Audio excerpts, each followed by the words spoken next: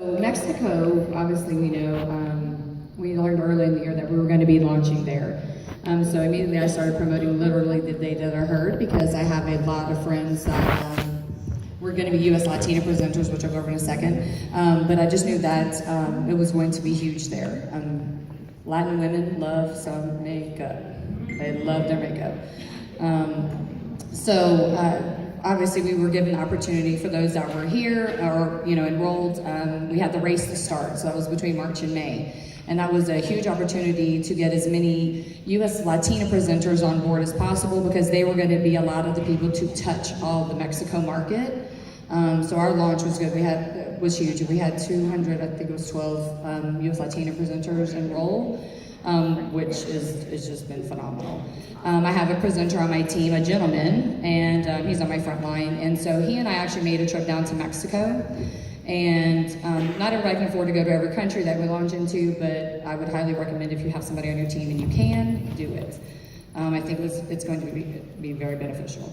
So we went down for 2 weeks and literally talked to every single person that we could possibly talk to.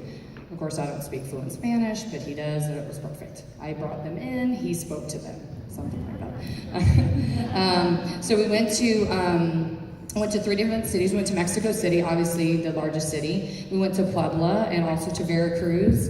And I'm actually happy to say Anna had said on our yacht cruise that she was going to do some trainings down in Mexico and was looking for a 4th one. So now that I told her about Veracruz and how awesome it is, she's actually considering going there. So I'm super excited about that, because another trip to Mexico. I'm excited. Fortune's in the follow-up. So obviously if you're gonna give lashes away to anybody or any kind of products, and outside of that sell products to anybody, always get someone's name, their phone number, and email. So obviously we did all of that as well. Facebook, any way we could connect with them, and so we could do our follow-ups. And needless to say, every single person was in love with them. And I wish I could have sold like a gazillion, but you get to compliance, so we didn't do that. But they were just really, really happy, and we know that come October 1st, it's just going to be a huge launch. It's going to be huge. Something that I've done personally was join several Latina networking groups. So depending on what state you're in, country you're in, you can look for networking groups or meetup.coms or anything like that, where you can find other people to be able to network with and potentially get the business out there. So I did that. I joined 3 different groups. You'd be surprised how many people actually speak English out there. I was saying that I had a friend's niece just left and went back to Mexico, but at 17 years old, she's she wants to move here. So what is she doing? Learning English. So don't be surprised. Ask people, do you speak English? If they say no, then obviously you need to talk in their language. But if not, then you might have an opportunity to talk to them in English. I also made a business page that is totally in Spanish, and we promoted this page, boosted all the posts, promoted the page, going strictly for Mexico, and went from having just a few likes, I think it was like 71 likes, to over 5,000 likes in just 3 weeks. So if you have a business page, definitely boost it and put it to whatever country that you're trying to get into.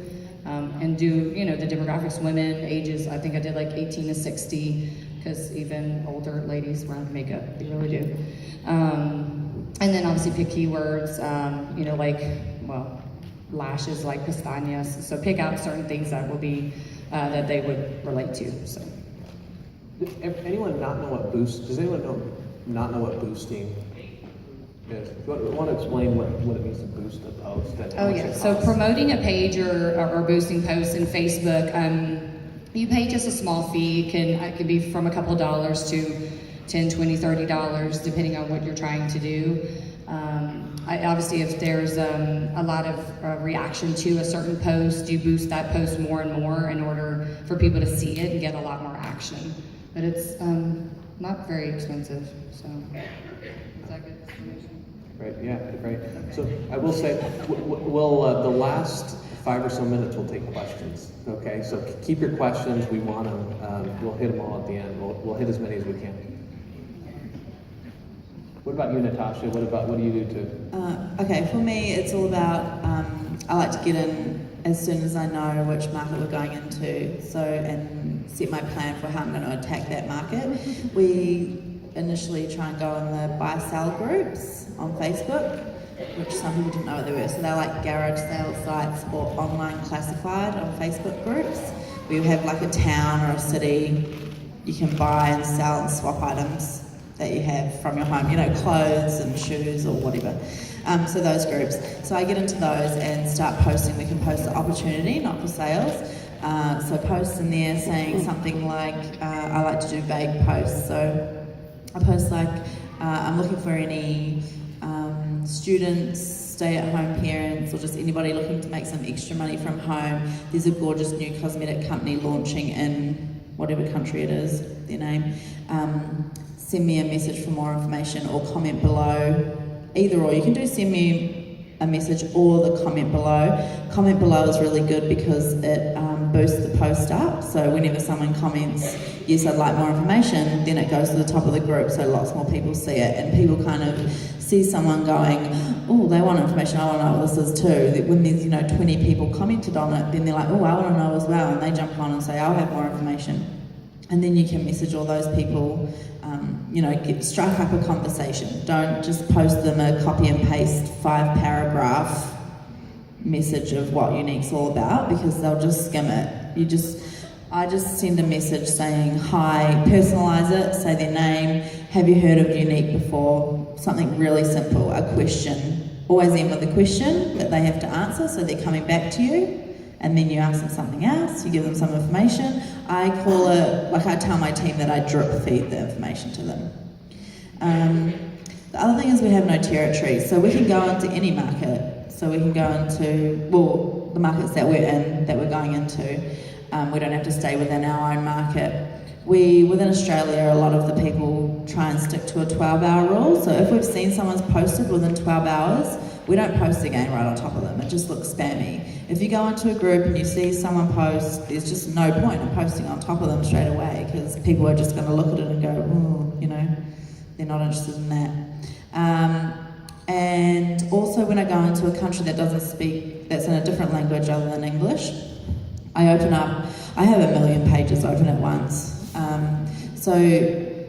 Google, it's google.com. In Australia it's google.com.au. In New Zealand it's .co.nz. In Germany it's google.de. So I go to google.de and I have my normal Google open as well, open up the maps for both countries, and then I can look, for example, Cologne, I think that's how you say it, in Germany, it's spelled different. So we spell it different in English to what they spell it in their town. So if I'm looking for a buy-sell group in a different country, I want to be looking in their language. So in the Facebook search bar, I'm searching in their language, not in English.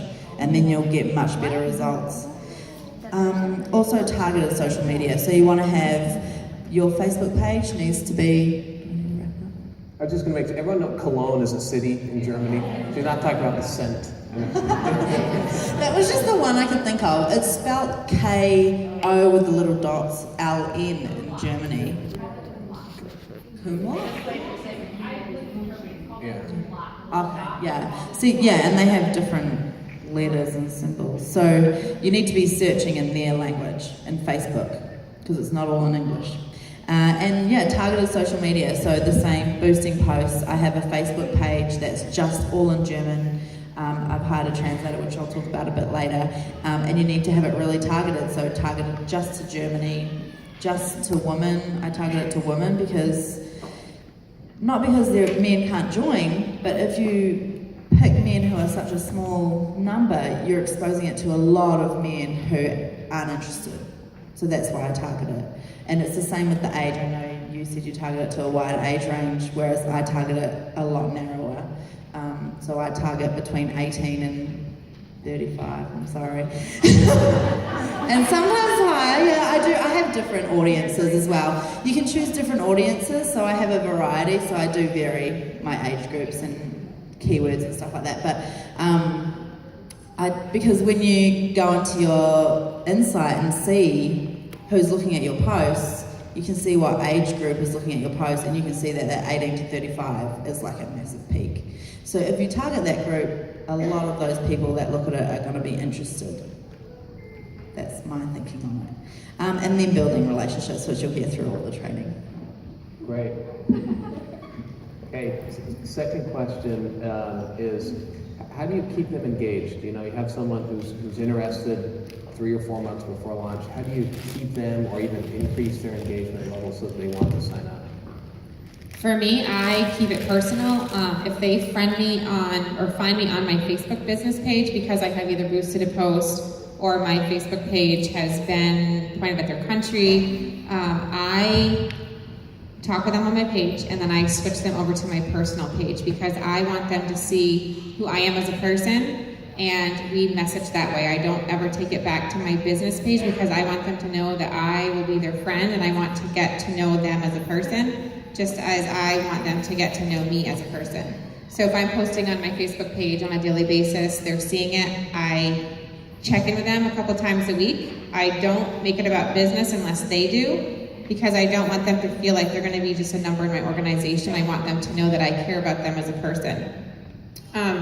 I always update them with corporate information when they're coming to me asking about the business, or I'll just say, hey, you know, Jenny, guess what corporate's doing now, or guess what Younique's launching next, or this is what Derek had to say. So that way they know that I have that connection and how interactive corporate is with us. I don't make it always about business because I wouldn't want somebody to come to me about the business and then that be my only interaction with them, because I wouldn't feel like they cared about my success. It would be about getting them to a certain place. So I just make it as real as I possibly can.